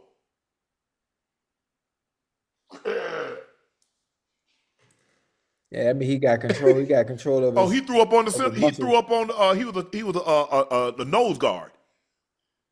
He threw up on the Yep. ball? Why the center had a Why why no John was hot, no? boy? He was on the opposing team. Oh, okay. Oh, but he was the lineman, the offensive lineman. Them jokers there. They They crazy. they They got got they some gotta weird, they be got like some that just in the locker room or around the guys. Ain't no way. Cause most of the offensive linemen, they got like 3, 4, 5 kids. I said, ain't no way y'all Mhm. like this at home. Right, right, Y'all right. nasty, a locker junkie. Y'all funky. Wow. I said, oh no. Drunk, coming in That's drunk. You can smell it in the huddle. mm-mm. Mm-mm. But Oh, glad. yeah. But the offensive lineman, yeah. But Stink was notorious for peeing on himself. I mean, we used to pee on the sideline, you know what I'm saying? Because we couldn't, Yeah, yeah. Get a you get little a little towel towels, when you training kneel come down, get you got towels. Yeah. the training trunks. You just Mm-hmm. lean. Hey, just go in the bag.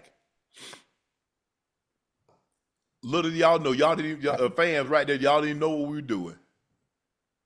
Mm. Now they got. but Oh, I remember them good but I had to days. take. I mean, I took a shower before because I did contrast. Before I the did game, hot, cold, hot, cold, hot, cold, and then I yeah. did that. I did that before the game as well. Okay, so we mentioned it earlier. Bills running back James Cook have agreed to a 4-year, $48 million extension, and that slots him right there with Josh Jacobs. And basically, or it's 11.5. Actually, it's 11.5. So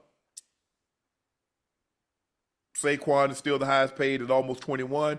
And then you got C Mac, D Henry, Jonathan Taylor, Alvin Kamara at 12,250, Josh Jacobs at 12 million, and then you got James Cook at 11.5. That I felt that slot Ocho between 11 and 13 was where he would land. Yeah, right. So hey, look, I thought it it's would have been more than what he was going to make, which was probably $1 million, $2 million. So he can't right. be. It can't be mad. He got money Right. You got that'll set him up for his career, for his future. 30 million significant. guaranteed. You straight. Not to say Mm-hmm. that's all he's gonna make, because he's young. He can't be Right. what, he 23, 24. So Yeah.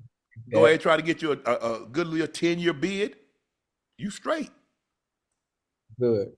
But congratulations, James. He was on earlier this year, Ocho Raptor season. We talked to him about it. Like, hey, I need to get broken. I need to get broken off with my bread. Hey, so forth and so on, yada yada yada, and they took care of him. You got it. You got it now. Oh man, robbers broke into the home of Texans Hall of Famer. He's the first Texan in the Pro Football Hall of Fame. Andre Johnson ransacked his house, stealing multiple valuable items, including his Hall of Fame ring. It happened in late July, and an active police investigation is currently ongoing. And Houston, Yeah. What y'all? Let me ask you a question. man, I mean, y'all gonna fence this? I mean, who? What pawn shop? You ain't trying to put your thumb down on no pawn shop. You got to give up that listen, thumb at the pawn shop. there are Oh, people. they'll There are fence it. people. Listen. No, I'm talking about buying. I'm talking about buying. Man, I think he gonna get his stuff back. Yeah. He gonna Joe get his Burrow stuff got back. his back. Keanu Reeves got his back. I ain't got mine back. No. Yeah. Listen, Dre know the right people that whose eyes and ears are to the street. He gonna get his stuff back. Guarantee you, he gonna get it back. Ah, he getting that back. Man, Ocho, I was reading a story about J. Paul Getty, the oil tycoon. Right. His Like Getty Museum in yeah, that's LA. him, J. Paul. Okay. Ocho, Okay. his grandson got kidnapped. I think it was in Italy. If I was reading Yeah. the story, I ended up I saw the movie, but I forgot it. For ransom? And they ended up kidnapping his son and holding his son for ransom, his grandson for ransom. Right. And Uh-huh. he didn't want to deal with him. So he ended up I think it was like $2 million, because that was the max deductible at the time. And then he loaned his son Right. 800,000 at 4%. He said, Okay. if I paid the full ransom, I would have 14 kidnapped grandkids.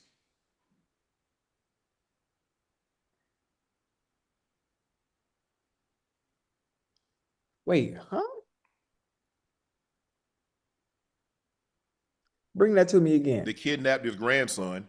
He said if he paid Okay. every ransom, guess what's going to happen? They're going to start kidnapping Oh, he all of his grandkids. all this. Oh, that's tough.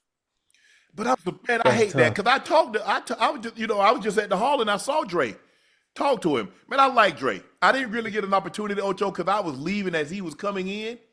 And so I didn't really get an Right. opportunity to spend time with him. But, we did the road show in Houston, Mhm. and being at the hall, I like him a lot, man. He a real down to earth. He a chill brother. I like him. As a Cool. matter of fact, he was at the table. He was at our table. He was at the table with me and my brother at the hall. Yeah. But the thing is that, like, when you you an inductee, new, you don't get to talk at Right. the Nishki luncheon. So you just got to sit there and watch us talk. And then, Sap is at the table because Sap talking the whole while. But Yeah. it was good, man. I'm Sap sorry to hear gonna that, talk. Dre. Hopefully you get everything back. We will get it back.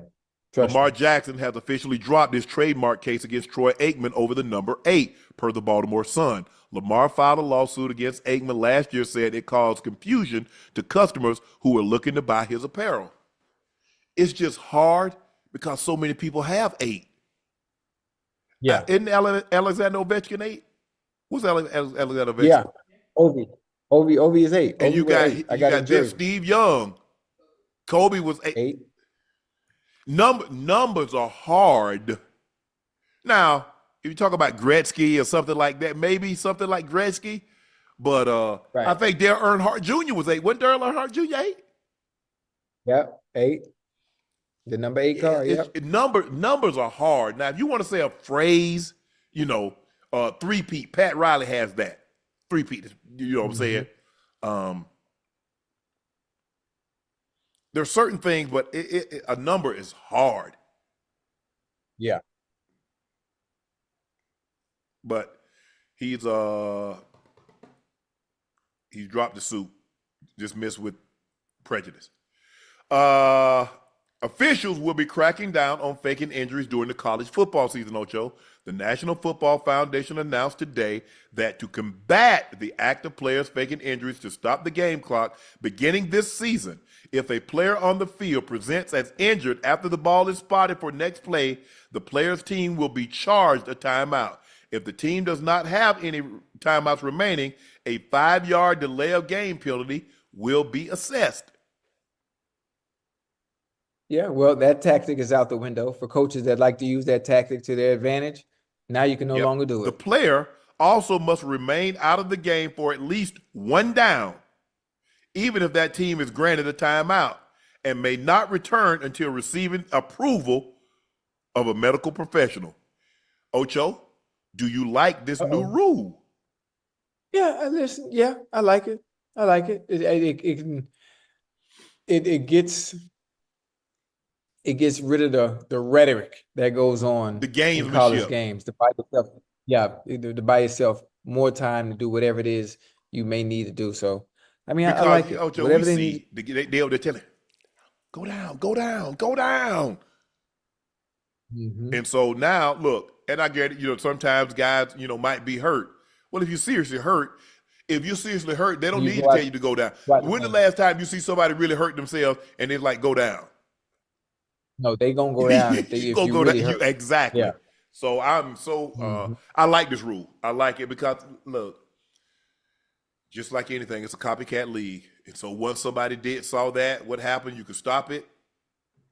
Everybody else do it. It's the same thing, Ocho, with when the defense used to like back set, sound like set hut. Mm-hmm. Now that costs you a Yep. penalty. Yep. Right away. No more cheating. Cristiano Ronaldo got engaged recently. Ocho, did you see Yeah. what he put on her finger? Yeah, I saw it. Good I saw Lord it. of mercy. I saw it. I mean, estimates of Yeah, that $5 thing's million. big. Yeah. Listen, that's a nice ring. I think that's one that you're not gonna wear everywhere. But to make Why it not? as a He got statement. security everywhere. Yeah, but I just She ain't taking that off, I don't know, Ocho. I'm that's sorry. that's a little gaudy. I think she'll probably Yeah, a have little something smaller. ostentatious. Yeah, little very gaudy. A very, very Elizabeth Taylor-ish. She said, look, I done been by this man for this many years. What, they got three Yeah. boys, right? Don't they got 3 boys, Ocho? I thought it was 3 boys think it's- and a girl? They got 4? the girl. I think if I'm not mistaken, it's 4. Yeah. That's good God Almighty. Yeah. Yeah. Now, hey, don't y'all run telling y'all boy, don't y'all go showing this to y'all husband and boyfriend. They ain't got bread like that. That man make Ain't no- make $250 million a year. hey, Ocho, What they say he make? Different. 3.4 million a week? Yeah, A week. different. $3.4 million a week. That's huge. Congratulations, Cristiano Ronaldo and Georgina. Oh yeah. Hey, hey, hey, you know I'm going to Dallas Sunday, right? What's in Dallas? I'm playing the big three, big three celeb Tell game. us about it. So Ice Cube, obviously. I think Michael Beasley's team is playing. I'm not sure who they playing. They playing somebody, but I'm focused on the celeb Right. game. You know, it's me on my team. It's me. Hold on. I just had it too. Who my team? Me, Hezzy God. You know Hezzy God, right? You don't watch basketball like that, huh? All right, me, Hezzy God, Waka Flocka, Cam Patterson, Mo Motivator, and our coach is Clyde Drexler. Okay. And Ice Cube team is Gilly, Wallow, Dez Bryant, Oh, y'all about to get cooked. Tusi, and Simba. So listen, I'm like, I be doing all this talking. You know, I'm an exquisite basketball player. So I done started training down in Miami, you know, just to get my muscle memory back. And so I think it might have been D-Wade trainer. So I've been on Instagrams and people in the chat, you go look at Remy workouts on Instagrams. And Remy and Julian, they've been helping me out get myself better prepared for Sunday. So when I go out there, and when we talk about the show and what I do in this game, and I drop 22, 10, and 9, I don't want to hear no excuses. There's gonna be footage. It's on CBS, so you can watch me play, Okay. ads. So you know, I do all that talking, and I'm gonna see Michael Beasley Man, in y'all gonna person. get cooked. Nah, man, man, listen, not with me. This me. You ain't never seen me hoop? Mm-mm. Okay. Now I might not be as good as you when it comes to talking it and understanding the game, but when it comes to playing, I could probably, honestly, I'm not even playing, I could probably come off the bench right now for the Heat. Interesting. Right now. Yeah. You do realize I don't need you. Don't listen. I don't set me no screens. I'm calling for ISO every time. you do I'm a 3-level scorer. you do realize those guys that's on the bench are really, really good. Oh yeah, they good. I was with him. Listen, let me tell you who was there today, Jay Rich was in there getting shot ups. Ferran, man, was Karan player Button. from the Knicks and a player. No. Ferran, was it Hunt? I think Ferran Hunt. Then the player that played with the Knicks. God damn it, I forget these dudes' names. Jeff Green. Jeff Green was in there. Jeff Green was working out. Jeff was And with so the once Rockets they last year.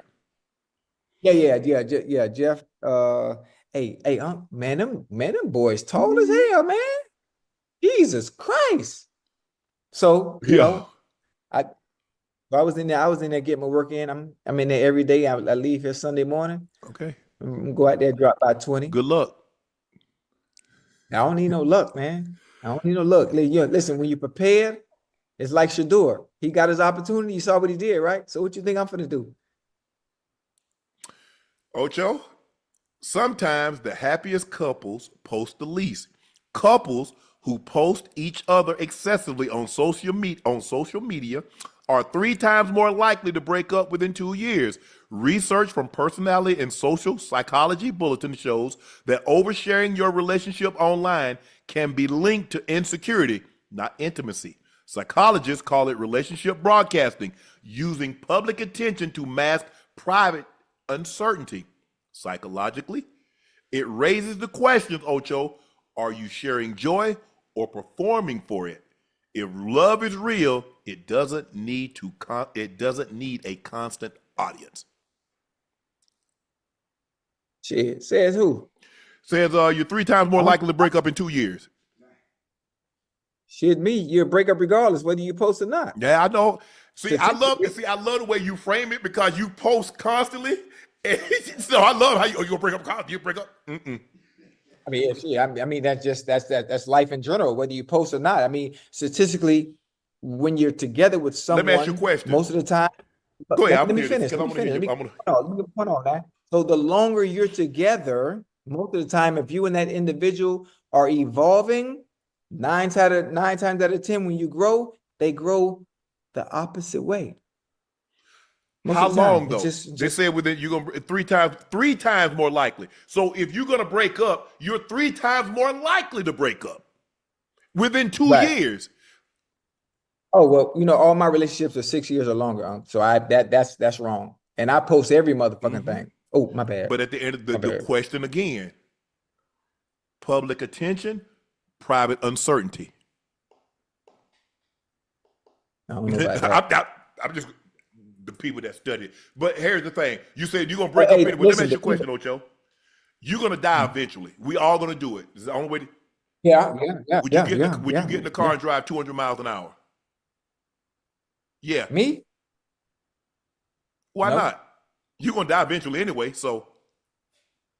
Oh, no. I'm speaking statistically. I'm not talking about... No, I'm saying statistically. You're going to die statistically. 100%.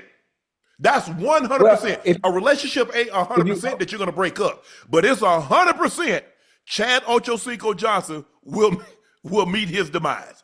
Well, hold on. You just said a study was done, right? The study was done. A study was done. That's where they got their statistics from. So studies also show that 99% of the people that get together, whether they post or not, they break up. Not 99%, Ocho.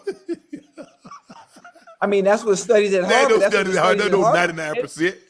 You getting up there? You getting up there with the pill, contraceptive? You get this man say 99. This man say 99%. Go ahead, Ocho. I know who not breaking up though. Me. I'm gonna take your word for it, Ocho. Me and man. Matter of fact, I'm getting married. You coming to the wedding? I'll be there. I mean, okay. Are we going to? The outfit that I have, the outfit. Never mind. But yes. Yeah, we can use the same outfit. We going to the courthouse. Oh, you going to the courthouse? Yeah, we going to the courthouse. I ain't got time for that. Okay. I ain't got time for that. We'll do a big wedding later. Well, hey, just let me know and I'll shoot down there. Okay. I'll shoot down there. I'll stand in there. I'll be your witness. Right. Appreciate that. All I need is one witness before I sign. Man, why I got to what? But then the story will be Shannon Sharpe in Miami secretly weds. Bro, I'm just down here to support my co-host. Wait a minute. Now we can double it up. No, we can't. No. I get married, you get married. That's a beautiful story. So what you think? You want to do it? No. I don't think that's never been done before. What? Like two people get married at the same time? Yes, it's been done before. I mean, there was a situation. What was that? What Asian country was that in? Was it Korea, where they had like 1,000, 2,000 people got married at once? Yeah, for real? It broke the Guinness Book of World Record. World largest wedding. Well, hold on. Well, it wasn't me and you. It wasn't Unc Ocho. Unc Ocho married. Headlines. Boom. Out the game. Waving the white flag. Game South over. Korea. How many Sit people? Down. Family. 35,000 couples got married in South Korea at once. Okay. Matter of fact, we gonna go to Cambodia. We're gonna have a Cambodian wedding, huh? That's where your people from? Yeah. You don't want to go? No, I don't. We fly free. I mean, ever since I was kind of been turned off with Cambodia since I read about Pol Pot. What's Pol Pot? Is it bad or good? Man, tell me the story on Pol Pot, man. Ash looking at me like, ooh. Yeah, I don't know about Pol Pot. Don't worry about it, Ocho. But you got, I mean, your people from Cambodia. Does she go home much? You know what? That's a good question. Not really. It's been a minute. That's a long flight, huh? Yeah. It's just that history thing that. Oh, huh? Oh, it was a long Yeah, time ago. The Pol Pot. huh? I was. Ocho, look at these photos. This is a statement. This isn't snow. It's spider season in Australia, referring to the Okay, let me see. phenomenon Let me. as mass ballooning, where numerous spiders release silk threads to float through the air, often creating a blanket-like appearance resembling snow. This event, typically seen in late summer and early autumn, is a natural way for spiders to disperse and migrate. While it might seem like snow, the snow is actually silk threads spun by spiders, a harmless natural occurrence. That is so beautiful. That's beautiful. And you know what's funny? I don't know, Look Chad. at I don't that. know Look at your that. age group. They remind me of arachnophobia. Mhm. Remember the movie Yes, I remember. Arachnophobia? You didn't see that? That's crazy. Oh my goodness. I mean, just when you think you've seen it all or you're in awe of animals and insects or whatever the case may be, they Right. surprise you. Because you know Well, it ain't nothing not worse really. than walking into a spider web. God. Oh yeah. Because you don't expect it and you can't. Yeah, but that's hey, I think that's what we need to do Do in the off what? season when football season.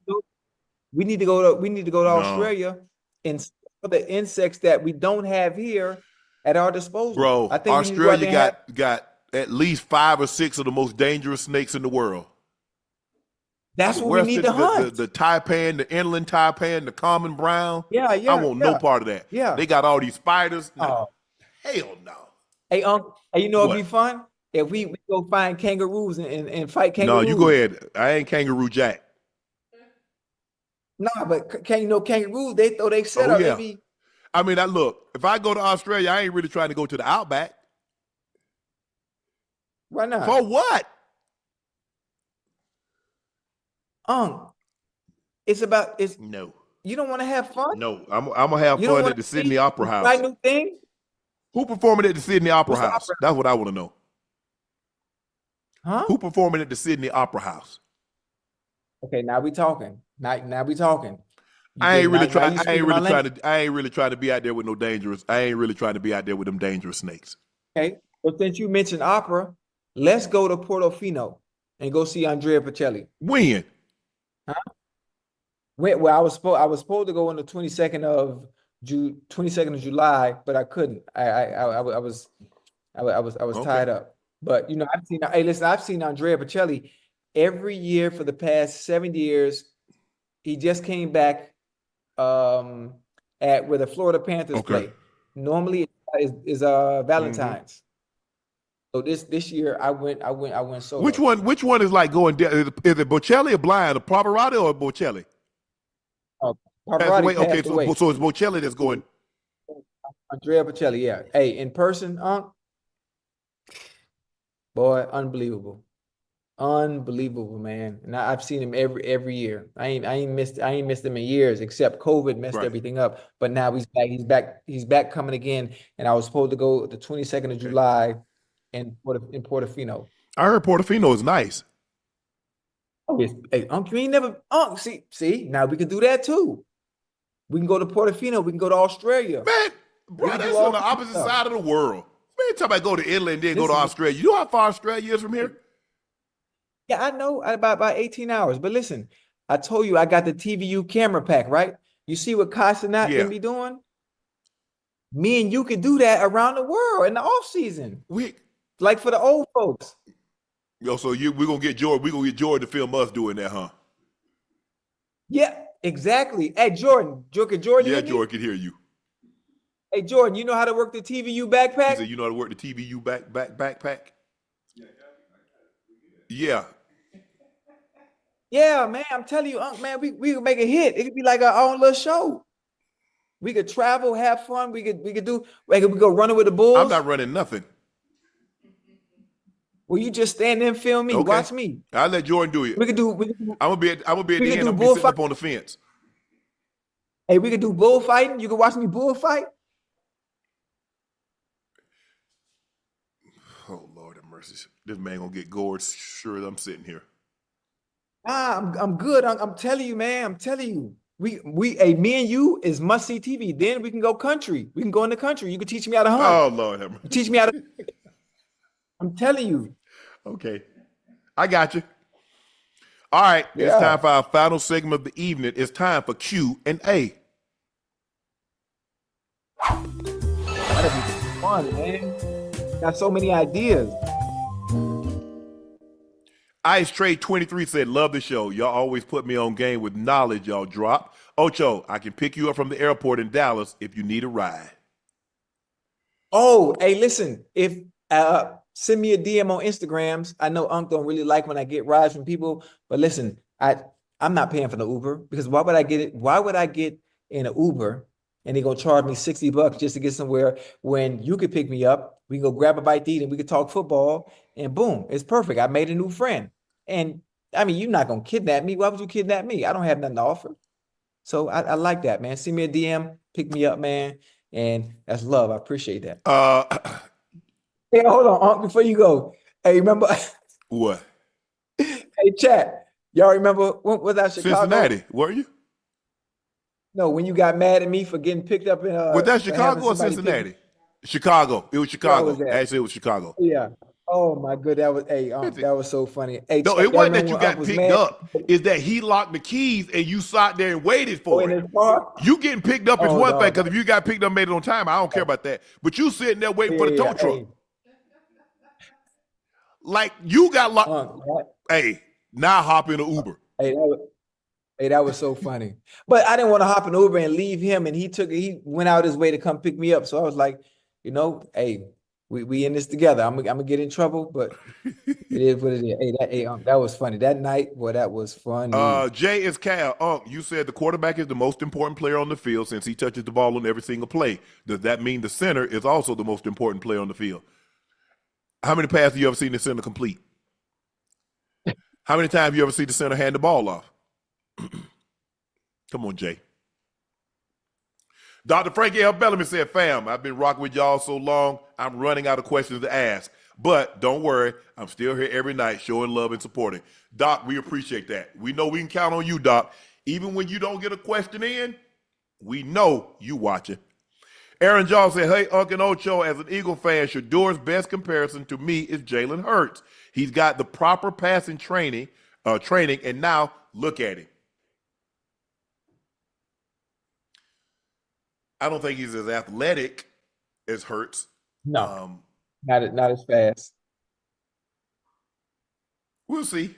Jalen has improved so much throwing the football. You look at him from where he got to Alabama, and you look at him where he ended at Oklahoma, and you look at where he started in the league, and you look at him now. So, you know what? If Shedeur can improve like Jalen Hurts has, I don't think he'd be disappointed. My question is, who do you have winning Defensive Player of the Year? Early pick you as well, Ocho. Who's winning Defensive Player of the Year? Yep. This year? I know who's running Rookie Defensive Player of the Year. You go with Trav? No, Abdul Carter. Absolutely. Now, Defensive Player of the Year, that's a good one. It's probably going to be a defensive end. You want Myles Garrett? Maybe you want Micah? You want TJ? I was just gonna say it. I say maybe TJ Watt or Myles Garrett. Maybe Myles. This might be Myles Garrett's year though. Again, he won it 2 years ago. Or TJ, one or the other. Unless somebody I comes want out Micah the to blue win it. and just. I would like to see. I would like to see Micah get paid. But if he doesn't get paid, I want him to win Defensive Player of the Year and get $50 million. Oh, I like it. Free game Xavier. Hey, when you gonna acknowledge the tribal chief and get him on Club Shay Shay? That's Roman Reigns, right? I think that's the tribal chief. Man,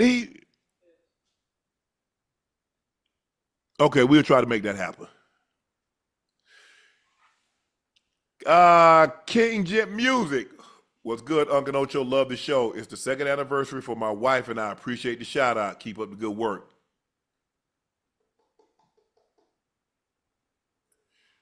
Well, damn, we don't know your wife's name, bro. You should put that in there too. Hey, but happy second anniversary. Hopefully you guys are doing something fun. Hopefully the next 2 years is as eventful and as fun-loving and enjoyable as the previous two. Best of luck in the future. Appreciate the support on Nightcap. Appreciate it. That concludes this episode of Nightcap, guys. We apologize. We probably should have just went with Njoku right out of as soon as we got through the thing. It went right to him. It's late back on the East Coast, so we'll try to get him back on here again. We're sorry that we weren't able to make that happen tonight, but you know when you dealing with these professional athletes and it's late back their time, we understand. So we're sorry about that. I'm your favorite Unc Shannon Sharpe, my partner and co-host, Liberty City's own Bengals Ring of Fame honoree, Madden adjuster, that's the Pro Bowler All-Pro, that's Chad Ochocinco Johnson. Please make sure y'all hit that subscribe button. Please make sure you hit the like button. And guys, do us a favor. Go subscribe to the Nightcap podcast feed. Tell family, friends, and loved ones to do likewise. We want to thank you for your support and your continued support. Thanks to you, all of this is possible. Couldn't be here without you, so thank you again. Guys, my cognac, Laportier, has a new drop. This one is very personal, a limited edition release to honor my brother Sterling induction into the Pro Football Hall of Fame. It's not just a bottle, it's a tribute. It's a celebration of a legacy. And once they're gone, they're gone. The Hall of Fame edition is officially live. Just head over to LaportierCognac.com to grab yours while you still can. Don't miss a chance to own a part of history and this very, very special moment. Please go follow my media company page on all of its platforms. That's Shay Shay Media. And my clothing company, 84. The link is pinned in the chat. Thank you guys again for joining us. We're back tomorrow. Same time? We're back tomorrow at the same time. We'll see you tomorrow, Thursday. See y'all mañana.